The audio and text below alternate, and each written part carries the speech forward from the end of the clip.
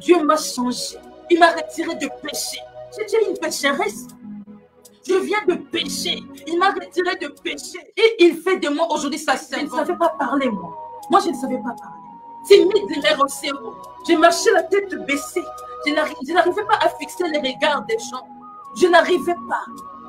Quand ma famille me voit aujourd'hui, telle que je suis devenue aujourd'hui, ma famille, elle change de comportement. Ils changent de caractère. Ils nous forment. Ils nous donnent une autre forme. Ils nous enseignent. Quand Dieu cherche à te changer, ça fait mal, bien-aimé. Pour t'amener à la gloire, il te taille d'abord. Il te fait marcher de la ville dans le désert. Il dit, prenez pour les modèles la souffrance et la patience des prophètes qui ont parlé de la part de l'Éternel. Prenons pour les modèles leur souffrance. Avant que moi, je puisse vraiment embrasser les choses spirituelles. Non, on me disait tout le temps, non, viens ici, oh, tu crois au Seigneur, ta vie va changer, ça va être comme ça va être comme ça. J'ai souffert. J'ai vraiment vécu la souffrance après avoir reçu Christ. Après avoir reçu vraiment, à commencer à embrasser les choses spirituelles, c'est par là ma souffrance avait commencé. Là, on m'avait soulevé et renversé par le malin. La souffrance. Mais je persévérais. Un disciple persévère. Un disciple patiente. Alléluia. Notre Dieu, il est patient. Quand tu suis Jésus, il y a un moment où tu arriveras dans le désert. Il y a un moment où tu arriveras dans le désert. Là où tu ne vois plus rien. C'est dans le désert que notre Seigneur opère des miracles. Notre Dieu opère des miracles. Le peuple d'Israël a mangé la manne dans le désert. Nous passons d'une manière ou d'une autre dans le désert. Job avait passé dans sa manière dans le désert. Joseph avait passé dans sa manière dans le désert. Un moment où tu vois vraiment qu'il n'y a personne qui pouvait t'aider. Il n'y a aucun essai de sortir. Tu regardes à gauche, à droite, pas de solution. C'est là ton désert. Je pleurais, mais j'écrivais. J'écrivais. Avant, je faisais qu'écrire. Je faisais qu'écrire. C'est que je recevais avant. Dans mes pleurs, dans mes souffrances, dans un des rêves. Ne crois pas que lorsque tu viens à Jésus aujourd'hui, que tout deviendra rose.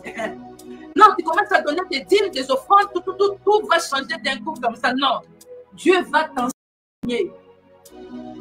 Dieu va t'apprendre d'abord, avant de t'amener à la gloire. Le modèle de notre Seigneur, il est passé par la mort à la gloire. Lui qui n'avait jamais commis le péché. Par la souffrance, par la mort et à la gloire. Tu ne peux pas aller à la gloire si tu ne passes pas par des épreuves difficiles. Tu ne peux pas être un modèle si toi-même tu n'as pas des expériences. Si toi-même tu n'as pas de témoignages à rendre pour notre Seigneur. Non, nous ne devons pas prêcher pour prêcher.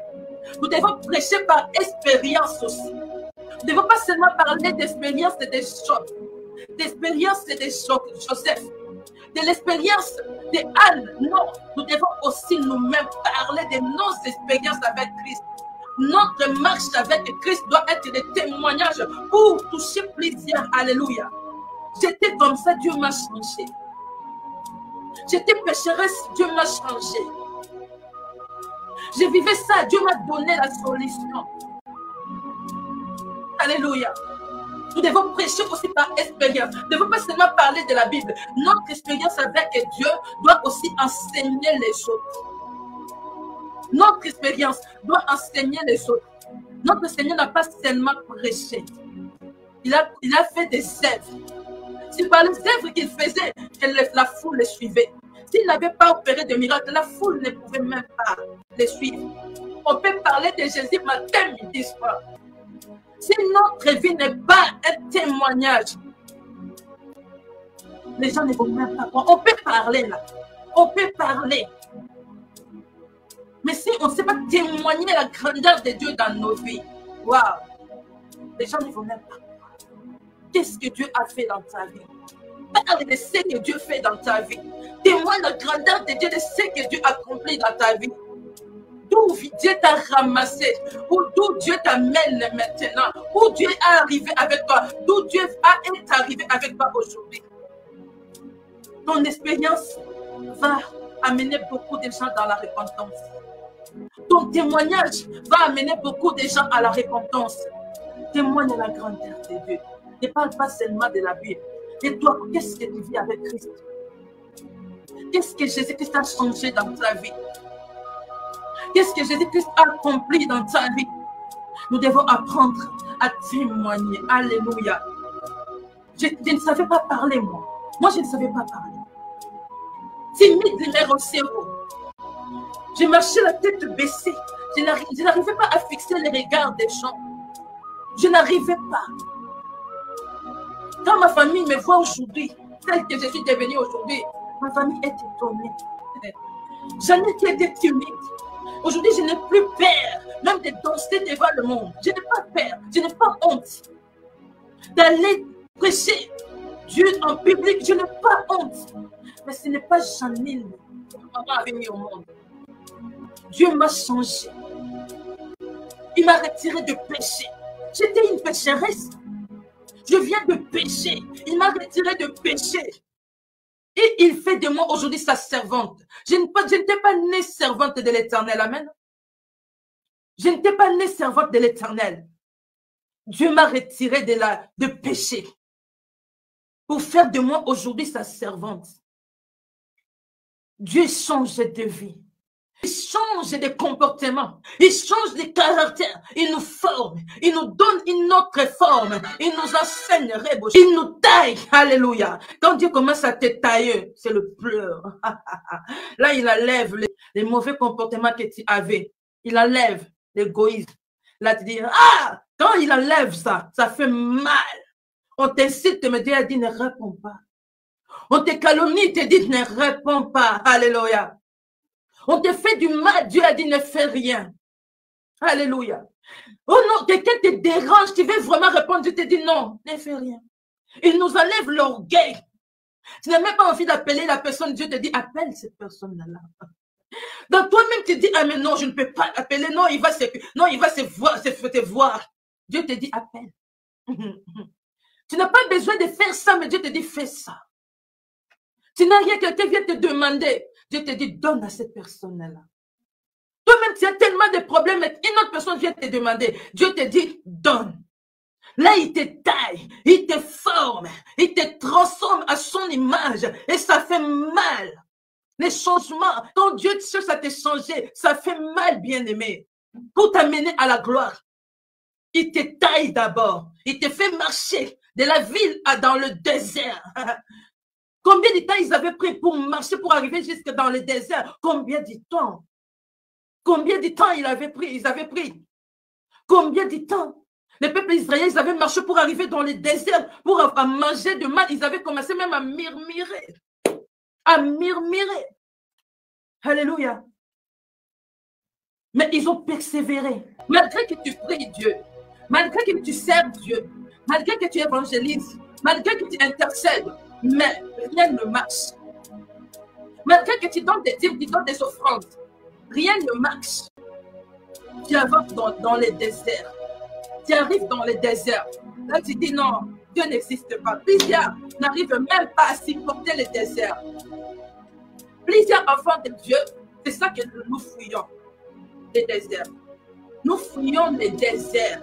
Nous aimons aujourd'hui, quand nous venons dans le Seigneur, que tout devient rose. Tu viens dans le Seigneur, tu te maries directement. Tu viens dans le Seigneur, tu trouves le travail. Tu viens dans le Seigneur, directement tu es guéri totalement. Tu viens dans le Seigneur, tu commences à toucher des millions. Tu viens dans le Seigneur, non, notre Seigneur n'agit pas comme de magicien. Aujourd'hui, si tu vas chez les fétichistes, ils vont te donner ces choses-là rapidement. Rapidement.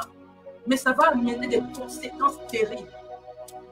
Notre Seigneur, pour bénir ses enfants, pour bénir son peuple, ses enfants, il nous forme d'abord. Il nous enseigne la patience. Il nous enseigne la persévérance. Quoi qu'il arrive, persévère. N'abandonne jamais. Tu fais des affaires, ça ne marche pas. Persévère. Tu cherches à faire ça. Tu cherches à faire ça. Ça ne marche pas. Persévère.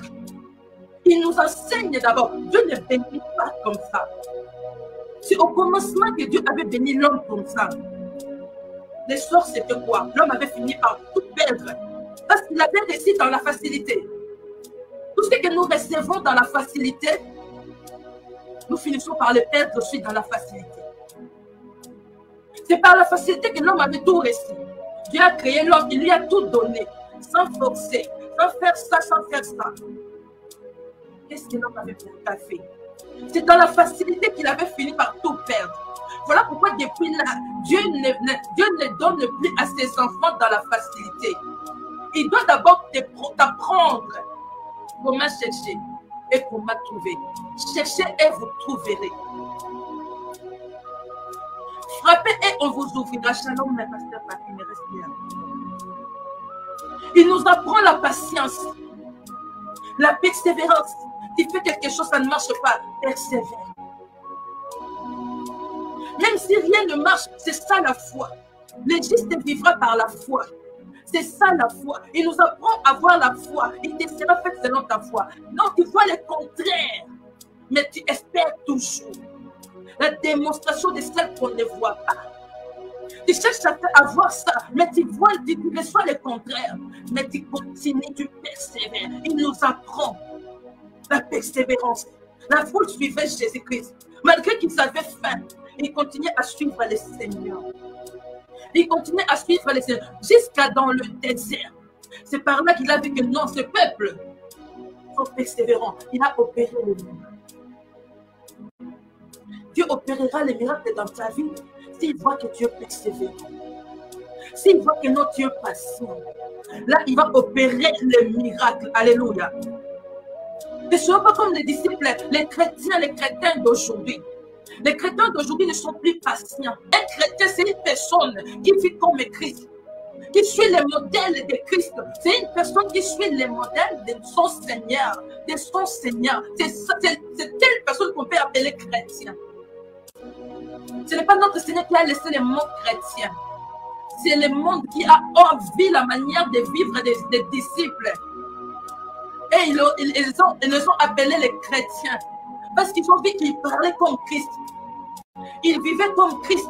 On les a surnommés des chrétiens. Le Seigneur ne viendra pas chercher les chrétiens, mais il viendra chercher les disciples. Les disciples. Alléluia. Ne soyons pas comme des chrétiens d'aujourd'hui. Soyons des disciples. Un disciple n'abandonne jamais. Un disciple persévère. Un disciple patiente. Alléluia. Notre Dieu, il est patient. Quand ils sont arrivés dans les déserts, Dieu a demandé aux disciples de les faire s'asseoir. Amen. Mon frère, ma sœur, tu ne peux pas vivre le miracle de Dieu si tu n'apprends pas à s'asseoir dans la présence de Dieu. Tu ne peux pas vivre la gloire de Dieu si tu n'apprends pas à s'asseoir dans la présence de Dieu. Alléluia. Le premier point de miracle dans nos vies, ça ne se manifeste pas lorsqu'on se murmure. Lorsque non, on prie d'une manière, d'une autre. Mais lorsqu'on apprend à s'asseoir, quelle que soit la situation, tu restes dans la présence de Dieu. Tu t'assois dans la présence de Dieu. Pour multiplier de pain, il a demandé aux disciples de le faire asseoir. La foule. De le mettre en ordre, en rangée de 50-50. Pour que Dieu puisse opérer les miracles dans ta vie, tu dois d'abord mettre ta vie en ordre. En ordre. Dieu n'agit pas dans les désordres.